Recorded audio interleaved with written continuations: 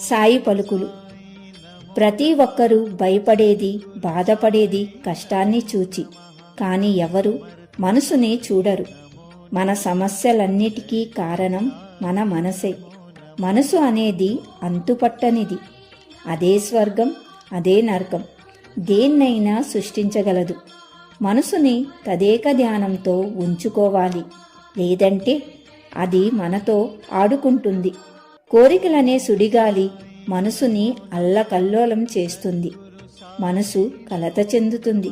దానివల్లనే ఆందోళన, ఒత్తిడికి గురి అవుతాము. ఫలితంగా చేసే పనులపై ఏకాగ్రత లోపిస్తుంది.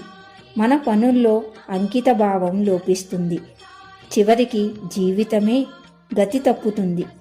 గాలివాటకు ఎటు పడితే అటు కొట్టుకుపోయే గడ్డిపరకలా మారిపోతాము.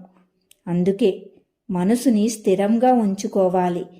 మనకు కష్టం వచ్చినా, సుఖం వచ్చినా ఒకేలా ఉండగలగాలి.